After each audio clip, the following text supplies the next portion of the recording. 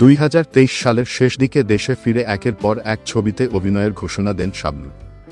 ঢাকার একটি অভিজাত ক্লাবে রঙ্গনা সিনেমার মহরত শেষে শুটিংও শুরু হয়।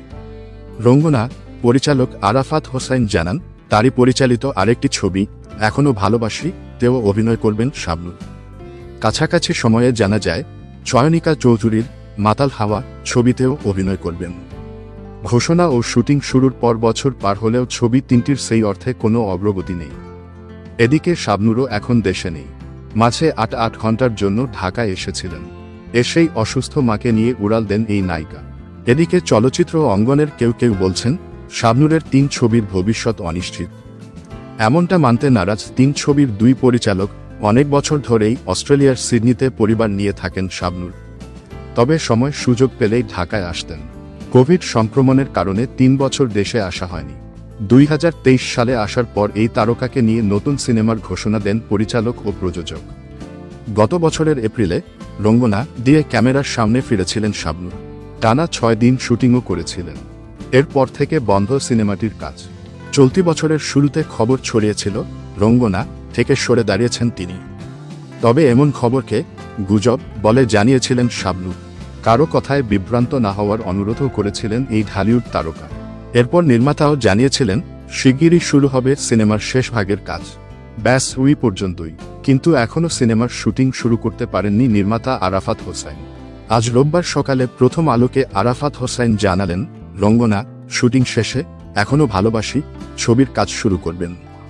প্রযোজনা প্রতিষ্ঠানও ছবি দুটির ব্যাপারে যথেষ্ট আন্তরিক। এই শীতের মৌসুমে রঙ্গনা ছবির শুটিং শুরুর কোথাও জানালেন। আরাফাত বললেন, আমাদের গল্প অনুযায়ী শীতের মৌসুম শুটিংয়ের জন্য উপযুক্ত সময়। তাছাড়া শাবনূর আপারও গরমের মধ্যে শুটিং করা বেশ টাফ। আমরা সেভাবেই সবকিছু গুছিয়ে নিচ্ছি। কথা প্রসঙ্গে পরিচালক আরাফাত হোসাইন বললেন, তবে এটাও ঠিক, আমার কাছের এবং শ্রদ্ধার কয়েকজন মানুষ শাবনূর আপাকে নানান কথা বলেছেন। তারা এমনও বলেছেন আমার পরিচালনায় ছবি যেন না করেন। তারা ভেবেছিলেন শাবনূর আপা তাদের কথা শুনে আমার ওপর বিশ্বাস হারাবেন। বিষয়টা মোটেও এমন নয়। তিনি আমার ব্যাপারে আস্থাশীল। ছবির গল্প ও শুটিংয়ের পরিকল্পনা নিয়ে আমাদের প্রায়ই কথা হয়। আশা করছি ছবি বানিয়ে দর্শকের কাছে পৌঁছে দিতে পারব। ঈদুল ফিতরের আগে মাত্র ৮ ঘন্টার জন্য দেশে এসেছিলেন শাবনূর। অসুস্থ মাকে অস্ট্রেলিয়ায় নিয়ে যেতেই হুট করে তার এই আশা। এ সময়টায় পরিচালক আরাফাতের সঙ্গে কথা হয়েছে বলেও জানান। অন্যদিকে মাতাল হাওয়া নিয়েও কোনো আশার কথা শোনাতে পারেননি নির্মাতা চয়নিকা চৌধুরী। ছবির নাম ঘোষণার সময় যদিও তিনি জানিয়েছিলেন শুটিং নিয়ে কোনো তাড়াহুড়া নেই, কারণ চরিত্রটির জন্য শাবনূরের প্রস্তুতির বিষয়ও আছে। সম্প্রতি এক ফেসবুক পোস্টে পরিচালক চয়নিকা জানান, শাবনূরকে তার মতো সম্মান দিয়েই পর্দায় আনবেন তিনি, নয়তো সিনেমাটি করবেন না। মাতাল হাওয়া নিয়ে চয়নিকা চৌধুরী 25 এপ্রিল ফেসবুকে যা লিখেছেন তা হচ্ছে, সেই ছবির শুটিংয়ের আগে তিনি সখা দ্য সোলমেট নামের আরেকটি ছবির শুটিং করবেন। চয়নিকার এই ছবিতে অভিনয় করার কথা রয়েছে মাহফুজ আহমেদ ও শবনম বুবলীর। মাতাল হাওয়া প্রসঙ্গে চয়নিকা লিখেছেন, অনেকে আমাকে মাতাল হাওয়া নিয়ে প্রশ্ন করে। মাতাল হাওয়া তার মতোই আসবে যখন সময় হবে। তাড়াহুড়া করে কখনোই ভালো কিছু হয় না। অনেক আগেই আমাদের গল্প, চিত্রনাট্য, প্রযোজক রেডি। সিনেমাটি হলে যাওয়ার আগে কোনো ক্লিপ, ছবি, লুক কেউ দেখতে পাবে না।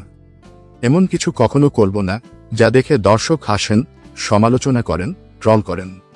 যদি সব ঠিক থাকে তবেই শাবনূরকে তার মতো সম্মান দিয়ে স্ক্রিনে আনব, নয়তো না। মাতাল হাওয়া ছবিতে শাবনূরের বিপরীতে অভিনয়ের কথা মাহফুজ আহমেদের। সেই প্রসঙ্গ উঠে এসেছে ফেসবুক পোস্টে। চয়নিকা লিখেছেন, মাহফুজ আহমেদ এবং শাবনূর আমার কাছে দুজনই অনেক পছন্দের, সম্মানের আর ভালোবাসার জুটি। তাই আমরা সচেতন এবং যে যাই বলুক, যা খুশি ভাবুক, কিছুই আসে যায় না। তৈরি না হয়ে মাতাল হাওয়া হবে না, কারণ সবকিছু নিয়ে সবাইকে নিয়ে এক্সপেরিমেন্ট করতে হয় না।